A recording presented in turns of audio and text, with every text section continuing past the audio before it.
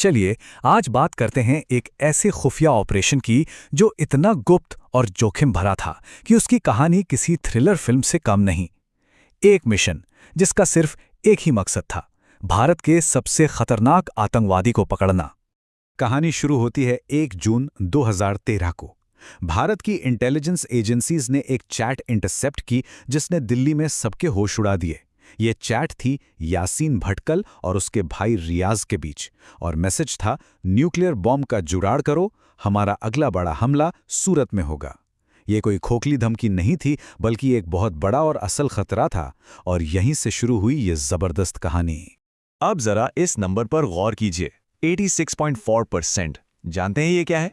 ये वो आंकड़ा है उन आतंकवादियों का जो उस समय एक बार नजर से ओझल हुए तो हमेशा के लिए गायब हो जाते थे। मतलब उन्हें पकड़ने का सक्सेस रेट सिर्फ 13.6%, और हमारा यह टारगेट यासीन भटकल इसी 86.4% का हिस्सा था। एक तरह से लगभग अनकैचेबल। तो सवाल यही था कि एक ऐसे भूत को कैसे पकड़ा जाए, एक ऐसा मास्टरमाइंड जिसका कोई चेहरा नहीं, कोई डिजिटल निशान नहीं, और जो हमेशा हमेशा एक कदम आगे रहता था। ये काम खुफिया एजेंसियों के लिए लगभग नामुमकिन लग रहा था। तो चलिए सबसे पहले इसी भूत के बारे में जानते हैं। ये कौन था, क्या करता था? इस हिस्से में हम यासीन भटकल और उसके आतंकी संगठन इंडियन मुजाहिदीन की पूरी प्रोफाइल समझेंगे। इसका असली नाम था मोहम्मद अहमद जर्रार सिद्दी बापा, लेकिन जुर्म की दुनिया उसे जानती थी यासीन भटकल के नाम से। वो इंडियन मुजाहिदीन का फील्ड कमांडर था, एक मास्टर बॉम्ब मेकर, और भारत में हुए कई हमलों का असली मास्टरमाइंड। और उसके आतंक का साया कितना बड़ा था, इसका अंदाजा इन हमलों से लगता है। जुलाई 2008 अहमदाबाद ब्लास्ट, 56 मौतें। फरवरी 2010 पुणे की जर्मन बेकरी में 18 जाने गए।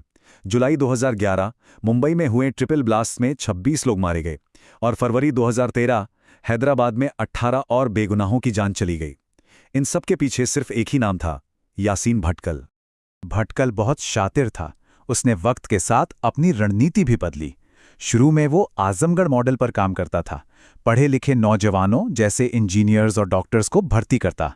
लेकिन इनकी एक कमजोरी थी, डिजिटल फुटप्रिंट। बाद में वो दरभंगा मॉडल पर आ गया। इसमें वो गरीब और कम पढ़े लिखे लड़कों को चुनता था, जिनका कोई डिजिटल रिकॉर्ड ही नहीं होता था, और इसी वजह से एजेंसियों के लिए उसे ट्रैक करना नामुमकिन सा हो गया था। वो गायब होने की कला में माहिर था। आज दाढ़ी में है तो कल क्लीन शेव, हुलिया बदलना तो जैसे उसका काम था। अपने नाम से फोन या ईमेल, सवाल ही नहीं उठता। वो एक फोन को बस कुछ सेकंड्स इस्तेमाल करता और फिर उसे तोड़कर फेंक देता। एक जगह टिकता ही नहीं था। कमाल की बात तो ये है कि 2009 में वो कोलकाता पुलिस के हाथ आ भी गया था, लेकिन एक मामूली से चार्ज पर जमानत लेकर रफू चक्कर हो गया। तो ऐसे भूत को पकड़ने के लिए एक बहुत ही खास टीम की जरूरत थी। तो अब आते हैं कहानी के हीरोज पर, स्पेशल ऑपरेशंस ग्रुप यानी SOG, और उस एक फोन कॉल पर जिसने इस ठंडे पड़ चुके शिकार को फिर से जिंदा कर दिया। तारीख थी 13 अगस्त 2013। नेपाल से एक मुखबिर का फोन आता है, और इस एक कॉल ने सब कुछ बदल दिया। खबर थी कि भटकल जैसा दिखने वाला एक आदमी नेपाल के पोखरा में डॉक्टर यूसुफ बनकर यूनानी दवाखाना चला रहा है। खबर मिलते ही SOG टीम लीडर ने सीधा दिल्ली हेडक्वार्टर फोन लगाया। सर, हमारे पास पक्की खबर है, यासीन पोखरा नेपाल में छिपा है, हमें फौरन एक टीम भेजनी होगी। ये वो पल था जिसका सालों से इंतजार था। लेकिन दिल्ली से जवाब आया, मिशन की इजाजत नहीं दी जा सकती। हेडक्वार्टर्स को डर था कि अगर यह ऑपरेशन फेल हो गया या किसी गलत आदमी को पकड़ लिया तो भारत और नेपाल के बीच रिश्ते खराब हो सकते हैं। एक बहुत बड़ा डिप्लोमेटिक क्राइसिस खड़ा हो सकता था। इसके बावजूद IB के जॉइंट डायरेक्टर ने अपनी जिंदगी का सबसे बड़ा जुआ खेला। उन्होंने एक अनऑफिशियल यानी गैर सरकारी मिशन को हरी झंडी दे दी।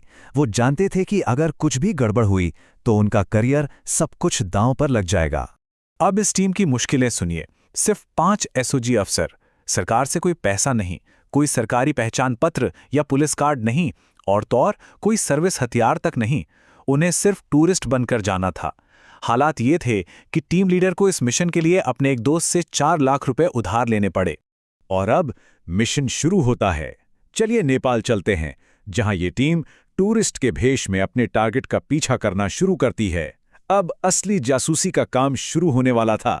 टीम को 100 नहीं 200% पक्का करना था कि ये वही आदमी है, तो उन्होंने 4 कदम उठाए। पहला, उन्होंने भटकल के लोकल मददगार अब्दुल्ला की पहचान की। दूसरा, एक मुखबिर ने भटकल की 3 खास निशानियों को कंफर्म किया: सर पर बालों का एक गुच्छा, माथे पर कट का निशान और हल्के बाहर निकले हुए दांत।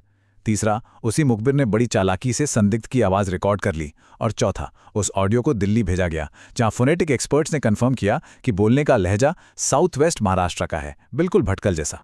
अब पहचान पक्की हो चुकी थी, गेम ऑन था, वक्त आ गया था आखिरी चाल चलने का। कहानी अब अपने क्लाइमैक्स पर पहुंच चुकी है। एक तनाव से भरी रात और एक ऐसा ट्विस्ट जिसकी किसी ने उम्मीद नहीं की थी। 28 अगस्त 2013 बाहर मूसलाधार बारिश हो रही थी और उसी तूफान और अंधेरे की आड़ में रेड शुरू हुई। एसओजी की टीम बाहर इंतजार कर रही थी, जबकि नेपाल पुलिस ठिकाने के अंदर घुस चुकी थी। तभी एसओजी लीडर का फोन बजा और दूसरी तरफ से भारतीय दूतावास के एक बड़े अधिकारी की आवाज आई, जो गुस्से में कह रहे थे, वो एक बेगुनाह टरबाइन इंजीनियर है, तुम लोग दोनों देशों के रिश्ते खराब कर दोगे, इस ऑपरेशन को अभी रोको। भटकल ने अपनी चालाकी से अंदर मौजूद अधिकारियों को भी बेवकूफ बना दिया था। लेकिन एसओजी लीडर ने हार नहीं मानी, जरा भी नहीं। उन्होंने उस अधिकारी को एक ऐसा सीधा और लॉजिकल जवाब दिया कि सामने वाला चुप हो गया। एक जवाब जिसने पूरे मिशन को बचा लिया। उन्होंने कहा, सर खुद सोचिए, एक हाईली क्वालिफाइड टरबाइन इंजीनियर एक छोटे से अंधेरे कमरे में बैठकर यूनानी दवाइयां क्यों बेचेगा? इसके बाद जो हुआ वो इतिहास बन गया। ना सिर्फ यासीन भटकल पकड़ा गया, बल्कि उसके साथ उसका सबसे खतरनाक साथी असदुल्ला अख्तर, जिसे हड्डी कहते थे, वो भी हाथ लग गया। वो अल कायदा का ऑपरेटिव था। ये भारतीय एजेंसियों के लिए एक डबल जैकपॉट था। तो आखिरकार भारत का मोस्ट वांटेड आतंकवादी सलाखों के पीछे था। पर कहानी यहीं खत्म नहीं होती। चलिए अब इस शानदार जीत के बाद की हकीकत पर एक नज़र डालते हैं और उन हीरोज़ की सच्चाई को समझते हैं जिन्होंने इसे मुमकिन बनाया। देखिए, एक तरफ थी एक ऐतिहासिक कामयाबी, भारत के सबसे बड़े दुश्मन को पकड़ना, और दूसरी तरफ था इनाम। टीम लीडर को मिला सिर्फ एक तारीफ का खत और पूरी टीम को कुल मिलाकर 1 लाख रुपए का इनाम। अपनी जान और करियर दांव पर लगाने के बाद भी उन्हें किसी बहादुरी के मेडल के लायक नहीं समझा गया। तो यहाँ एक बहुत बड़ा सवाल खड़ा होता है। देश की सुरक्षा के लिए अपना सब कुछ दांव पर लगाने के बाद क्या इस खुफिया ऑपरेशन के हीरोज को इससे ज्यादा सम्मान और पहचान नहीं मिलनी चाहिए थी? ये एक ऐसा सवाल है जो हमें बलिदान और न्याय के बारे में सोचने पर मजबूर करता है।